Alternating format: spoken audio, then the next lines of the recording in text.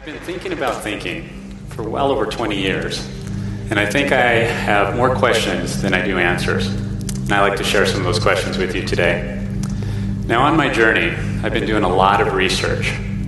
And in 2009, I ran across this report that just really caught my attention. In this report, it's from the company called the Millennium Project. And this organization consists of well over 500 scientists, researchers, academics, and business people from over 50 different countries. And this report is called the State of the Future Report, and they outline the 15 global challenges facing humanity.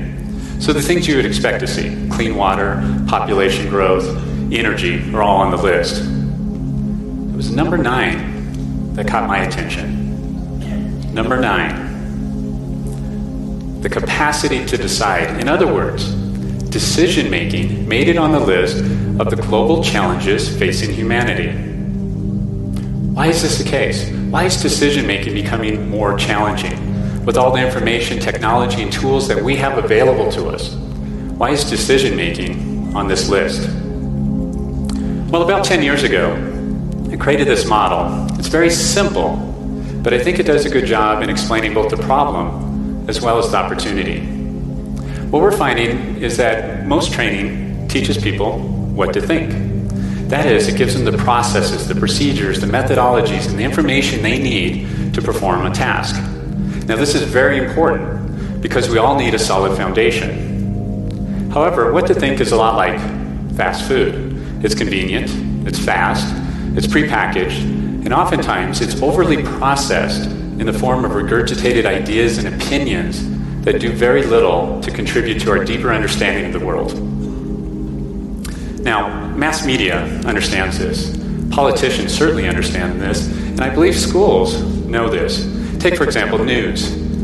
They repeat the same message over and over and over until we believe it. Politicians craft 4 or 5 bullet points and repeat those over and over. Schools, they package content, chunk it, and sequence it, and then give us a test to see if we can remember any of it.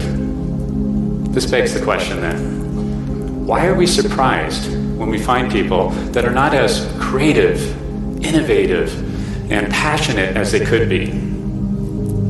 Well, this is where the opportunity comes in. We have to shift our thinking. That is, in addition to teaching people what to think, we also need to educate them on how to think. So, for example, if I teach you what to think, you can take what you've learned and apply it to a similar situation. However, if you learn how to think, you can take what you've learned and adapt it to multiple situations. In other words, how to think is learning how to learn. Or as we like to say, it's to learn, unlearn, and relearn quickly. Now, my mission is to help schools as well as corporations find the optimal balance between what and how. And I've done this by focusing really on 2 areas, cognitive neuroscience and computer science. Now, in cognitive neuroscience, what I'm looking for is how do we learn? That is, how do we create new neural pathways and looking at the impacts that bias, communications, education has on learning and memory. And from a computer science point of view, looking for new technologies that not only allow us to study decision-making, but allow us to create an environment that we can put people in so they can learn how to think. So we've done this by creating highly advanced computer-based simulations. Now, using these simulations, we can challenge participants to make decisions and solve problems that are similar to the ones that they face in their own organization. So not only do they learn how to think about their own organization, but we can capture a significant amount of data so we can assess their thinking over time. Now, this is what we found. When people have a lot of training, that is a lot of what to think training, and they're placed in these simulations, and they're confronted in the problems that they face in their real world, most participants resorted to guessing. That is, when we give them more data, tools, checklists, choices, their decision-making did not improve. If anything, it got worse. So realizing that many of the challenges that people face today are too big for just one person, we shifted our focus to looking at team performance. So here was our line of thinking. We thought if we can improve team performance, how people collaborate, how they solve problems together, we can then improve their overall thinking and hopefully their decision making. So let me give you an example. Let's say we're all part of a big organization, and a few of us have been tasked with growing a certain division of that organization. So we get together, and I get together with you, and I say, hey, what does growth mean to you? And you say, well, it's about profitability and revenue. And I go to someone else, what does growth mean to you? You might say it is about people and engagement.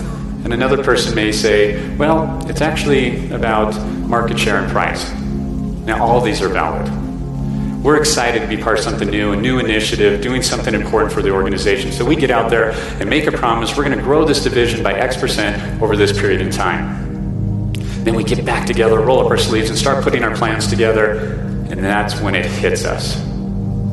The realization that we all have a very different perspective of what growth means. When that happens, conflict happens. We've all felt this. I can easily switch the word growth with community. We all have different perspectives on community. Politics, wow, lots of perspectives there. Family, relationships. Actually, I think there's lenses that they call Mars and Venus there. So realizing that when we feel conflict, because we have different perspectives, this can be demoralizing. It can drain our energy and erode our passion. So, after about 5 years, when honestly felt like boiling the ocean, trying to find skills that improve team performance. I mean, we tried everything. We tried teaching people conflict resolution, and coaching and mentoring, and gave them checklists and processes and tools. And bottom line, none of these created the sustainable improvement that we were looking for. So, when we're looking for that improvement, we decided to step back and ask a different question. What did top performers do? Finally, we found one skill that was common to all top performers. They developed the ability to ask good questions. Now, I know that sounds simple, but what they asked and how they asked was very different. For example, many of them were able to suspend their judgment just long enough to understand someone else's perspective. And in doing so, they were able to reduce the conflict, develop a common language, and create a shared vision. So as the situation evolved, so did their thinking. Now, I know we all ask a lot of questions, and that's a really good thing. We want people to be asking lots and lots of questions. But what we found, however, is that most questions are safe. That is, they surface what is already seen or understood. They lead to regurgitated ideas and opinions. In other words, most questions that people ask really surface what is already known. Now, top performers, however, they ask questions that go deep. They ask questions that move us from automatic and reactionary thinking to deep thinking. They ask questions that inspire creativity, fuel passion, and lead to profound ideas. And most importantly, they ask questions that spur people into action. In other words, they ask questions that demystify the unknown, and in doing so, open up an ocean of possibilities. Now, our brain is an amazing searchable database, linking emotions, memories, events, and experiences together to form answers to our endless questions. The success of a good answer, however, relies on the words we choose. Our words have amazing power on our brain. How we use words in framing our questions is what differentiates a good question from a bad question. Let me give you an example. When we saw people put into the simulation, they were confronted with these challenges and they started to make decisions. The teams that were struggling would ask, what should we do? And it was almost as though the options in front of them were just narrowed down and they became very short-term focused. Whereas other teams would ask, what could we do? It was like the ocean of possibilities opened up to them. Now, the same is true for the types of questions we ask ourselves. For example, if I ask, why do I always procrastinate? My brain will surely tell me it's because I'm lazy, because I have too much to do, I don't know where to get started. However, if I slightly reframe that and say, how am I going to get this done? My brain will surely find a better answer. Now, I know if I was sitting out in where you are right now, I would say, so what? There's got to be a lot more to this than just framing questions. Well, there is. I believe that since we've been taught what to think for so long, that the very idea of asking a question that triggers deep thinking evokes so many different emotions. It creates uncertainty, fear, anxiety, stress. These are all very, very real biological reactions to questions. And from a neuroscience perspective, too much of any of these can impair our learning, our ability to connect, our ability to listen and be present with one another. So, what we found is that the individuals who would embrace these emotions, that is, understand that these are just part of the natural process in asking good questions and allowing questions to do their work, then questions can really start to make a difference. So a good question will expose our bias. A good question will surface our beliefs. And oftentimes, questions will expose that we may not know something as well as we think we do. Now, these are good things to have happen, because when this happens, learning can take place. This is when people can come connected. This is when they can create relatedness and understand and believe in one another. This is when people can work together to adapt their thinking. So now the good news is that I've seen kids, parents, coaches, business people, and even politicians break through these emotional and mental barriers and learn to become confident in asking good questions. Now, there are a lot of challenges in this world.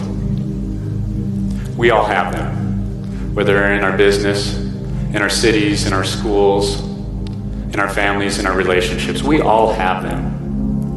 And we all have a very different lens on what these challenges are and how to address them. And this is a really good thing, because I believe that most of these problems are too big for one person, and we really need each other. What if you learned how to ask good questions every day?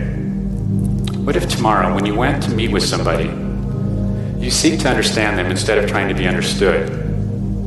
What if, before every important meeting, you took the time to write down questions that would move the conversation from the known to the unknown?